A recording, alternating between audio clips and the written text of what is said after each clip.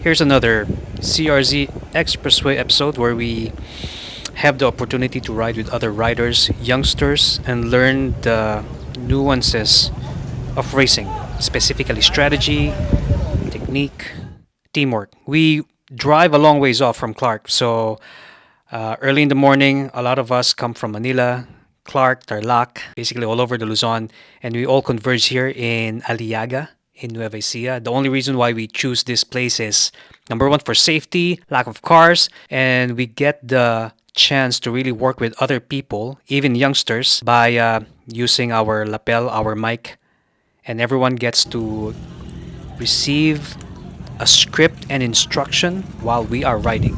So it's a really good opportunity to learn, especially for the under 23 riders.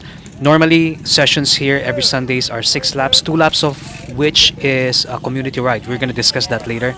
But for 6 laps, we show and ride with the under 23 athletes and give them an alternative way of racing instead of the constant attacking, survival of the fittest, which often lead to a lot of crashes. Average speed 36.7, average speed 36.7, keep on going. Raining all the time, so you have to stay behind me as close as possible. Don't let a gap go.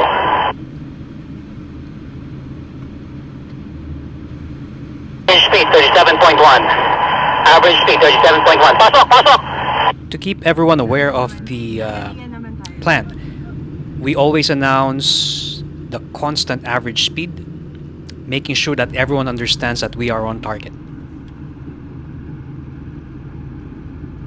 Speed 37.7, average speed 37.7. G, stay as close as possible, okay? Don't brake unnecessarily.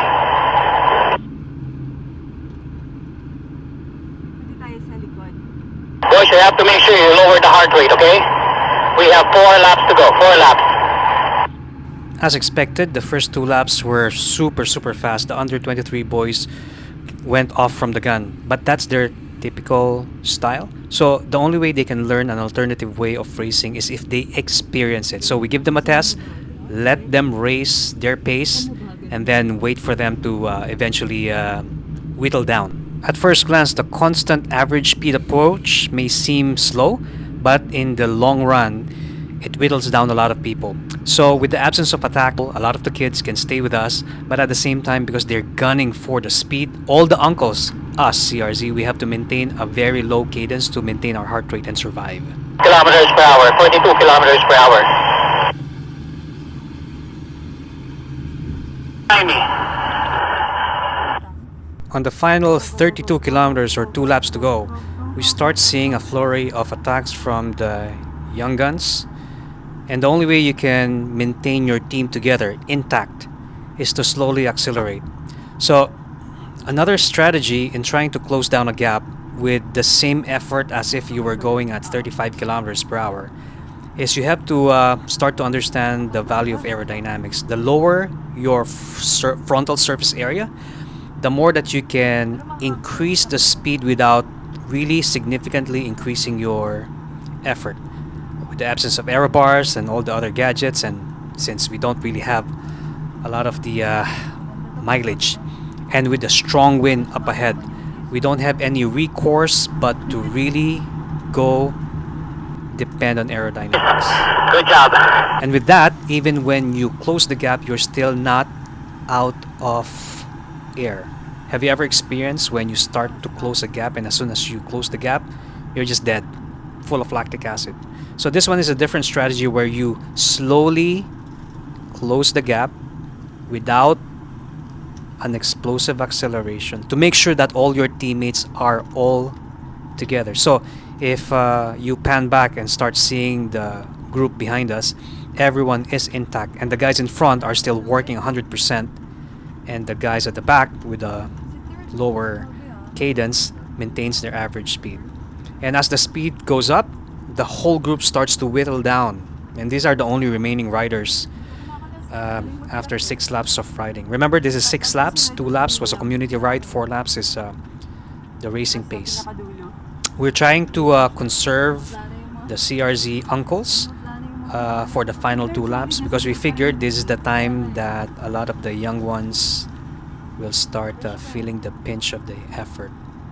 And in long distance riding, it's there's more value in playing the long game instead of just the constant attacking. Constant attacking may work if you don't have a team, but if there's a strong team inside the peloton, they have a good chance of working together and distributing the effort. So here, um, I want to make sure that I'm behind the young guy wearing the navy jersey to make sure that if he attacks, I can close it down, or if he opens up on the left side, I can still maintain the pace and make sure all my boys are together. Now, after this segment, after this scene, this was the last time the young kids, well, the teenagers were in front. After their massive effort in the first two laps, everyone started to really feel the lactic acid on the legs. And with 24 kilometers to go, that's when all the uncles started to go in front. And all we had to do was just to maintain a constant effort. And remember, when you're the third guy on the line, you conserve a lot of energy. As for me, since I'm the one in front, the only way I can maintain this effort is to go as low as possible.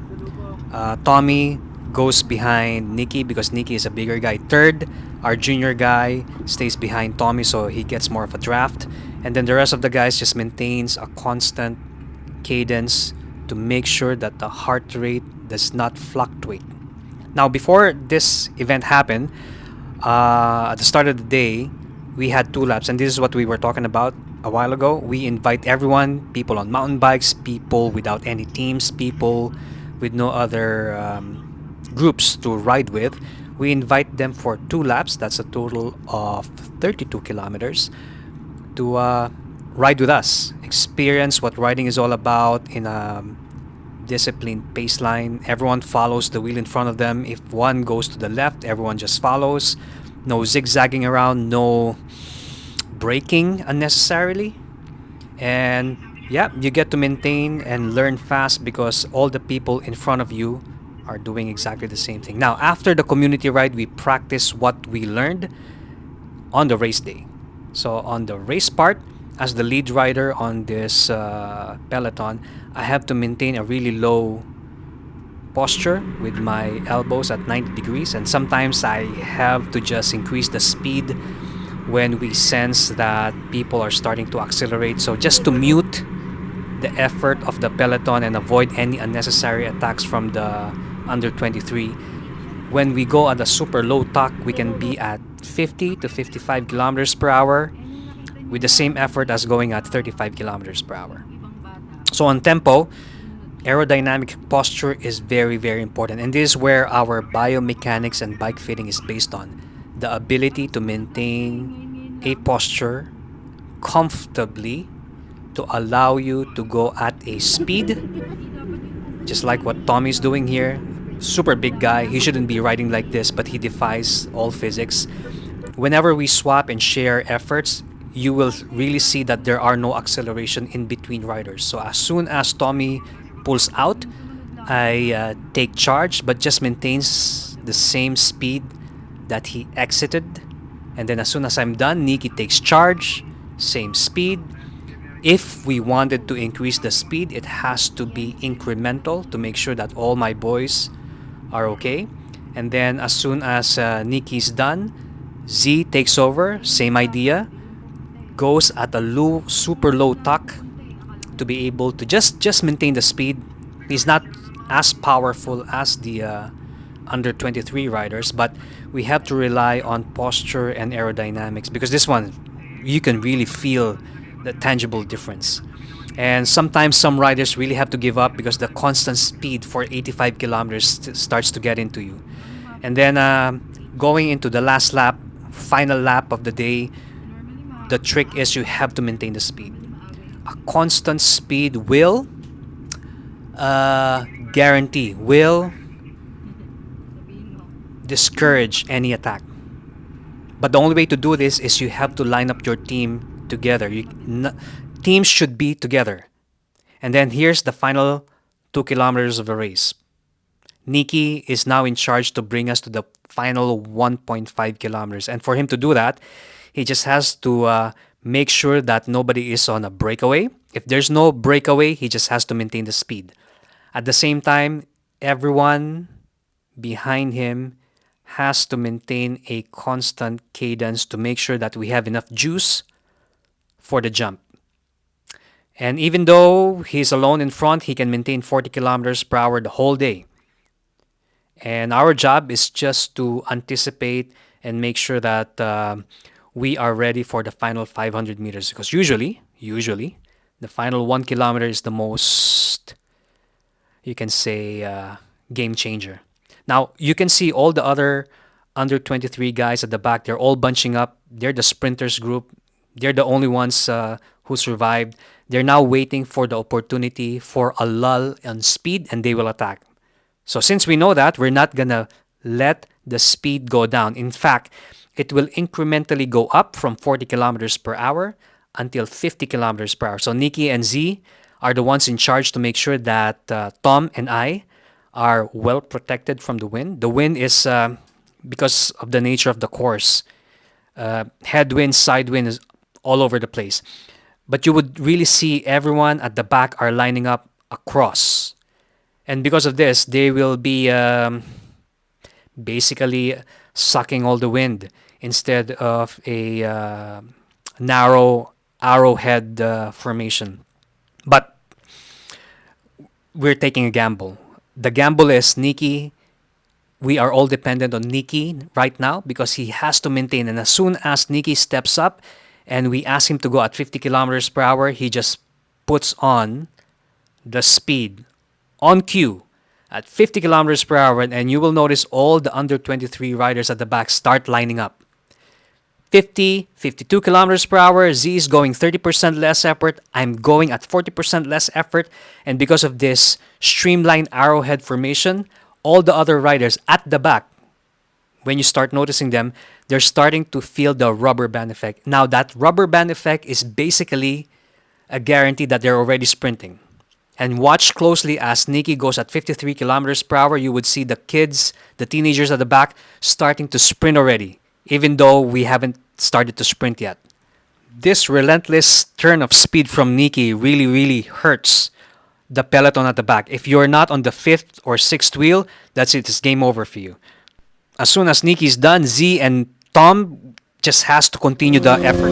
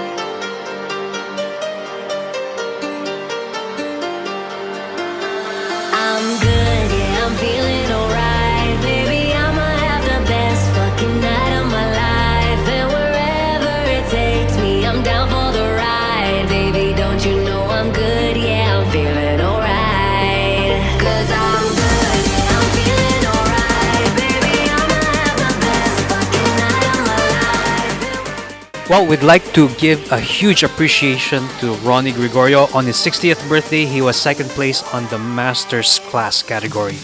Never too late to keep on cycling at 60 years old. These are my boys today.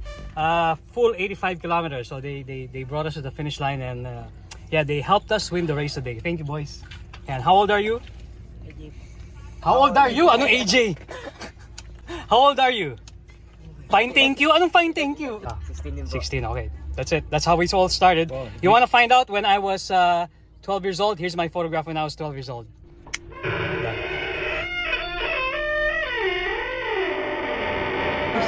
Natapos ba kayo? Natapos ba kayo? Oh, natapos na dyan. 85K. Finished. 1, 2. Okay. Nakita ko po si Coach. Last 4 kilometer, medyo nabuhay na naman yung mataong ganun. Ay! Nagliliwanag ba si Coach? Kala mo kinukuha ka na ni God. Yung si Coach nga po, nagdadala. Dapang-dapa po ang gano'n ha. Parehas po kami nakadapa, kami katulin sa obram. Hirap na hirap. Ang lit ni Coach no? Oo, sobra. Ngayon ko lang po, ngayon ko lang po naramdaman to. Sa tanga ng buhay ko. Sa pong karera mo. Sa karera, ibang karera po kasi, iba yung tulin sa ganito tsaka sa karera. Sa karera po kasi makakapag-recover ka eh. Kanina po walang recover. Dire-diretso. Kasakit sa baga. Kaya nga po ano na yung balik, hindi na po ganun. Oo, nakita ko po kayo. Oo nga no? Lahat naman napagod. Oo. Lalo to Huwag ka magpapa-hospital ha. Pagpigiling ka ng nanay mo. If you're a junior or an under 23 rider, you're more than welcome to join us on our community rides. Remember, sometimes the young ones, when they have the opportunity to hang out with mature adults, it changes their lives forever. They become more mature, they become more respectful, they become more courteous, and they start changing their mindset and start to veer away from sarcasm, ego, and the rat race. And they start believing in themselves. Thank you very much again for joining us for this episode. Please contact us if you need anything. We'll see you on the road.